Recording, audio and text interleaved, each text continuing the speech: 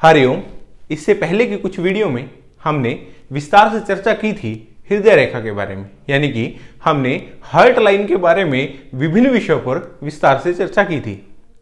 आज की वीडियो की हम नए टॉपिक से शुरुआत करते हैं। आज का हमारा टॉपिक रहेगा भाग्य रेखा, जिसे हम इंग्लिश में लक लाइन कहते हैं।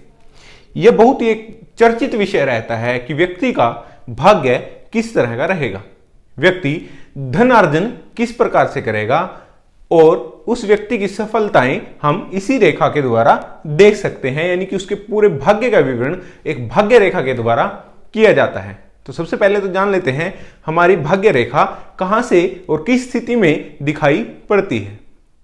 हमारे हाथ में भाग्य रेखा मणिबंध से लेके जो हमारी ये जीवन रेखा है, इसके बिल्कुल साथ साथ होते हुए सीधे शनि पर्वत, जो हमारी मध्यमा सबसे बड़ी उंगली हमारे हाथ में दिखाई देती है, जिसे हम मध्यमा उंगली कहते हैं, इसके बिल्कुल नीचे जो मैंने आपको शनि पर्वत बताया था उस तक एक रेखा जाती है, उसको हम भाग्य रेखा या फिर शनि रेखा भी कह सकते हैं। यह रेखा भाग्य रेखा के रूप में बहुत प्रचलन में है। इसको व्यक्ति भाग्य रेखा के नाम से बहुत अधिक जानते हैं और ये चर्चित विषय रहता है। एक रेखा मणिबंध से लेकर सीधा शनि पर्वत की ओर जाती हुई हमें दिखाई दे, या फिर शनि पर्वत के अंदर प्रवेश कर गई हो बिल्कुल पूरे तरीके से कि ये शनि पर्वत की ओर जा रही है और शनि पर्वत के अंदर प्रवेश कर चुकी है, तो इसे हम भाग्य रेखा कहते हैं। भाग्य रेखा विभिन्न रूपों में हाथ में दिखाई देती है, जिसके बहुत से फल अलग अलग होते हैं, और इन्हीं फलों के बारे में हम विस्तार से आने वाली कुछ वीडियो के द्वारा जानेंगे। सबसे पहले तो हम जान लेते हैं कि भाग्य रेखा हाथ में होने से व्यक्ति का भाग्य बहुत अधिक अच्छा रहता है, परंतु हाथ की अन्य स्थितियों पर यह बात निर्भर करती है कि व्यक्ति का भाग्य किस प्रकार रहेगा। यानी कि यदि किसी व्यक्ति के निम्न श्रेणी के हाथ में, ये कोणिक हाथ, जो हाथ बहुत पतले नुकीले होते हैं, उनके हाथ में यदि आपको भाग्य रेखा दिखाई पड़े तो उसका फल इतना अधिक नहीं होता। ऐसा नहीं है कि उन हाथों में भाग्य रेखाओं का होने से कुछ अशुभ फल होता है या फिर वो शुभ नहीं होती।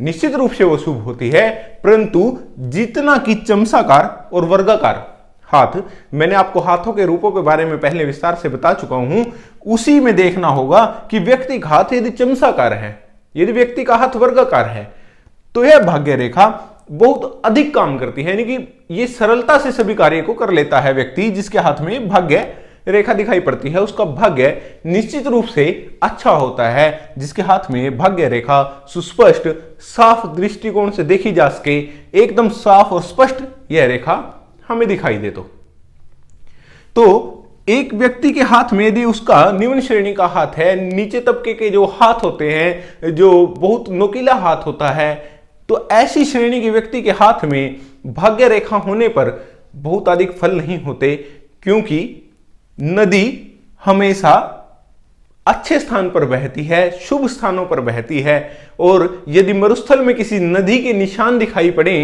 तो जरूरी नहीं है कि उसके अंदर जल भी हमें दिखाई पड़ेगा, क्योंकि जल के द्वारा ही नदी का रूप होता है।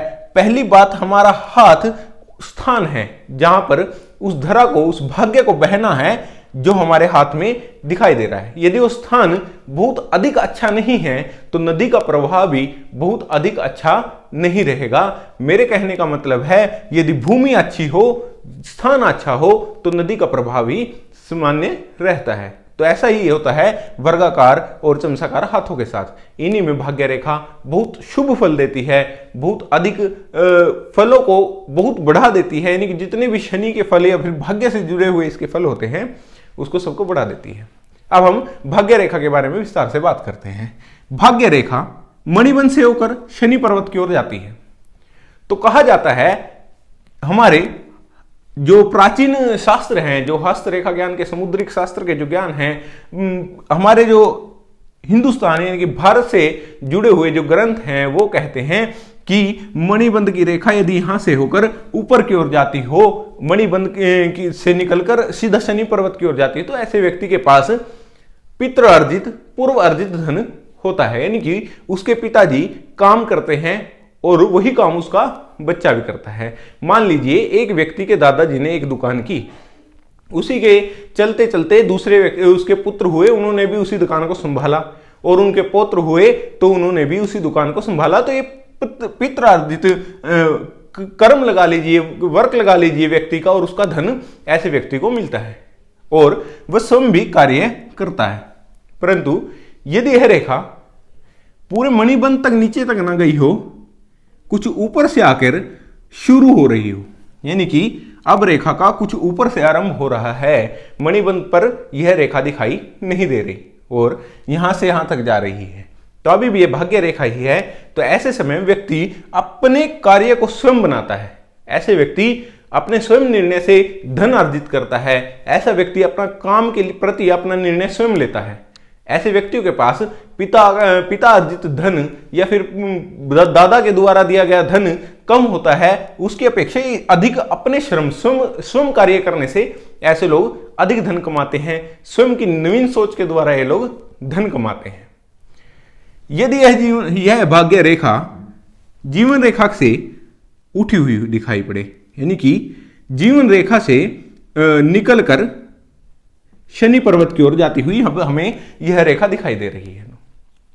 ऐसी स्थिति में व्यक्ति का यहां से आयु की गणना करते हुए देखेंगे, जीवन रेखा के साथ यहां से जहां से भाग्य रेखा आरंभ हो रही है, जहां से भाग्य रेखा ऊपर की ओर बढ़नी शुरू हुई है, सही मायने में माने जहां से हमें दिखनी शुरू हुई है कि यह एक भाग्य रेखा है, वहां से व्यक्ति का भाग्य उदय होता है। ऐसे व्यक्ति अपने किसी भी काम में सक्षम सफल तभी होते हैं जब ये रेखा यहां से निकलती हुई हमें दिखाई देगी। तो ऐसा भी नहीं है कि इससे नीचे जो रह गया है, इससे बीच का जो स्थान है, ऐसे व्यक्ति ने कुछ काम नहीं किया या फिर उसका भाग्य नहीं था या फिर उसके भाग्य में वो फल नहीं मिले। नहीं, व्यक्ति काम तो करता है परंतु उसको उतनी अधिक सफलता ही नहीं मिल पाती। और दूसरी बात यह होती है कि ऐसे व्यक्ति अपने माता पिता पर निर्भर रहकर काम करते हैं, माता पिता के साथ रहते हैं, उन्हीं के द्वारा। वैसे वास्तविक में देखा जाए, यदि यह 20 या 25 की उम्र तक, 20 साल की उम्र तक हमें दिखाई दे रही है, तो ऐसी स्थिति में व्यक्ति ज्यादातर पिताजी पर, अपने पिता माता पर ही निर्भर होते हैं। परंतु यदि ऐसा नहीं है तो भी व्यक्ति उसको थोड़ा परिश्रम अधिक करना पड़ता है कमाने के लिए। परंतु जब से ये रेखा दिखाई देगी, हाथ में जब से ये रेखा दिखाई दे रही है, तब से व्यक्ति का भाग्य चमत्कारी रूप से बदलने लगता है, उस व्यक्ति को सक्सेस मिलने लगती है। हाथ के अन्य सभी चीजें अच्छी हो, तो अन्य सभी गुण दिखाई दे रहे हों, तभी ऐसा हो पाता है। यदि एक भाग्य रेखा चमसाकार या वर्गाकार के हाथ में इस तरह से सीधी और लंबी सुस्पष्ट दिखाई दे रही है, परंतु आप देखेंगे कि उस व्यक्ति का भाग्य इतना अच्छा नहीं है, उसके पास धन भी बहुत अधिक अच्छा नहीं है, परंतु भाग्य रेखा तो हाथ में है। ऐसा होना निश्चित रूप से नहीं कह सकते कि जिस व्यक्ति के हाथ में भाग्य रेखा है वह धनी होगा, क्योंकि हाथ में यदि शनि पर्वत अच्छा नहीं है, सूर्य पर्वत अच्छा नहीं है, फिर गुरु पर्वत अच्छा नहीं है, चंद्रमा पर्वत पर कुछ दोष दिखाई पड़ रहे हैं या अन्य रेखाओं में कोई दोष दिखाई पड़ रहे हैं, तो वो किसी भी हाथ में भाग्य रेखा हो, वो पूर्ण रूप से कार्य नहीं कर पाती और पूर्ण फल नहीं दे पाती। इसी कारण से हमें अच्छे हाथ वाले भी देखने को मिलते हैं कि व्यक्ति इतना सफल तो नहीं है, व्यक्ति के हाथ में भाग्य रेखा अधिक दिखाई दे रही है, अधिक अच्छी दिखाई दे रही है। तो हमें हाथ की अन्य स्थितियों को भी ध्यान में रखना होगा कि व्यक्ति किस प्रकार की स्थितियां देख रहा है। अब यदि भाग्य रेखा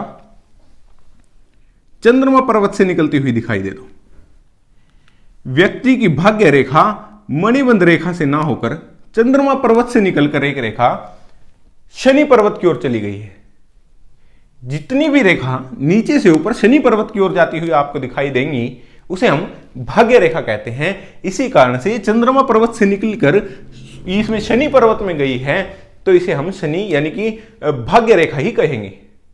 तो ऐसे व्यक्ति का भाग्य पत्नी के साथ अधिक अच्छा रहता है, यानी कि व्यक्ति या तो विवाह के बाद सफल हो पाता है, कार्य तो वो पहले भी करता है परंतु इतनी सफलता नहीं मिलती जितना वो परिश्रम करता है, और आप अचानक से देखेंगे कि शादी के बाद वो बहुत अधिक अच्छा कार्य करने लगा है, उसकी इनकम बढ़ गई है, उसका भाग्य एकदम से चमत्कारी रूप से बढ़ गया है।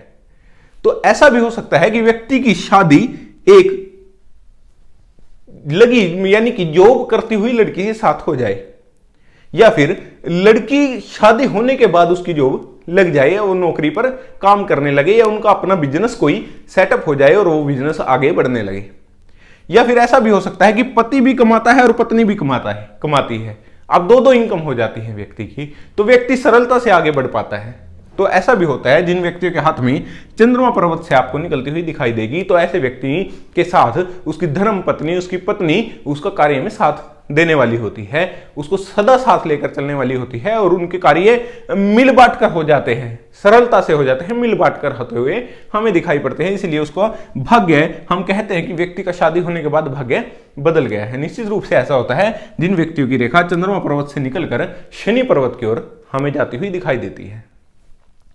अब किसी किसी व्यक्ति के हाथ में यह रेखा शुक्र पर्वत से निकलकर, अब ध्यान दें, यह रेखा शुक्र पर्वत से निकलकर आ रही है, इसका जीवन रेखा से निकली नहीं है, ये शुक्र पर्वत से निकली हुई दिखाई दे रही है। तो ऐसी स्थिति में, क्योंकि हमारे इसमें हस्तरेखा शास्त्र में शुक्र को ससुराल का रूप माना जाता है, ससुराल पक्ष माना जाता है, तो ऐसे व्यक्ति को ससुराल से बहुत अधिक लाभ प्राप्त होते हैं। तो ऐसा व्यक्ति ससुराल पक्ष की सहायता के द्वारा धन अर्जित कर लेता है। ससुराल पक्ष का सहायता का मतलब यहां पर दहेज लेना नहीं है कि व्यक्ति ससुराल से दहेज ले रहा है और उसी से लाभ अर्जित कर रहा है, ऐसा नहीं है, ये गलत है। इस तरह से धन अर्जित नहीं करना चाहिए और ऐसा करना ठीक भी नहीं है। परंतु ऐसा हो सकता है कि व्यक्ति की उसके ससुराल पक्ष में एक ही लड़की है और पिताजी का बहुत अधिक बिजनेस है और लड़के की शादी उस लड़की से हो जाए, तो ऐसे में वो जो जमाई है, जो घर में शादी हुई है, उसका बिजनेस ऐसे लोग संभाल लेते हैं। तो ऐसा कह सकते हैं कि ससुराल पक्ष से मदद मिली है, या फिर कुछ नए कार्य को लेकर पिता अपने पत्नी के पिता से अनुदान लेकर कुछ इस तरह का कार्य शुरू किया जाए, तो वो भी हम यही मानते हैं कि ससुराल पक्ष की मदद से व्यक्ति का काम और अधिक प्रगति कर रहा है। जिनकी व्यक्तियों की शुक्र पर्वत से शनि पर्वत की ओर जाती हुई भाग्य रेखा दिखाई दे। तो अब यदि एक रेखा तो यहां से आ गई है और यह ये जो शनि की रेखा है, जो ये भाग्य रेखा, ये सीधी नीचे से आ रही है, मणिबद्ध से आ रही है, परंतु एक शाख शुक्र पर्वत से निकलकर अब भाग्य रेखा में जुड़ गई है। अब स्थितियां अलग हैं। देखिए, भाग्य रेखा, मैं सरलता से समझा देता हूं, भाग्य रेखा सीधी है, एक रेखा शुक्र पर्वत से आती है और आकर भाग्य रेखा के साथ मिल जाती है। तो ऐसी स्थिति में व्यक्ति यहां से यहां तक स्वयं परिश्रम के द्वारा कमाता है। अब वो खुद की मेहनत से कमा रहा है। अब एक रेखा शुक्र पर्वत से निकल कर आई और भाग्य रेखा में मिल गई। अब इसका भी वही फल होगा, लगभग वही फल होगा कि ससुराल पक्ष से उस व्यक्ति को कहीं ना कहीं मदद मिलेगी, या फिर एक बिजनेस की जगह वो दूसरा बिजनेस सेटअप करना चाहता है तो ससुराल पक्ष उसकी मदद करता है और वह व्यक्ति दूसरे बिजनेस को भी अपने आगे बढ़ा लेता है। तो यह भी ससुराल पक्ष की तरफ से लाभ अर्जित करना हुआ। अब यदि भाग्य रेखा में से ही एक रेखा ससुराल पक्ष से आ रही है, यानी कि शुक्र पर्वत से आ रही है, और एक चंद्रमा पर्वत से आकर भी जुड़ती हुई हमें दिखाई दे रही है। अब रेखा दो भागों में बट गई है, दो हेल्पलाइन जिन्हें हम कह देते हैं, ये लाइनें आकर भाग्य रेखा के साथ पूर्ण रूप से मिल गई हैं, आगे जाकर एक अकेली भाग्य रेखा दिखाई दे रही है। अब व्यक्ति के ससुराल पक्ष से भी उसको मदद मिल रही है और पत्नी भी बहुत सहयोग करने वाली है, उसके साथ मिलकर काम करने वाली है, या फिर पत्नी के साथ पति बहुत अधिक काम करने वाला है। ये दोनों पक्षों की बात होती है, इसमें लिंगों का भेद नहीं होता। ये अगर व्यक्ति पुरुष है या महिला है, दोनों अपने अपने फल को लगा सकते हैं कि यदि महिला हो तो पति उसकी बहुत मदद करने वाला होता है, यदि पति है तो महिला बहुत अधिक हेल्प करने वाली, मदद करने वाली होती है। तो ऐसे व्यक्ति दोनों ही तरफ से धन अर्जित करते हैं, बहुत अधिक लाभ कमाते हैं और भविष्य में बहुत अधिक सफलताएं प्राप्त कर लेते हैं। तो आज मैंने भाग्य रेखा के कुछ शुरू के विषय में मैंने आपको बता दिया। मिलते हैं किसी ऐसी वीडियो में, तब तक के लिए हरिओम।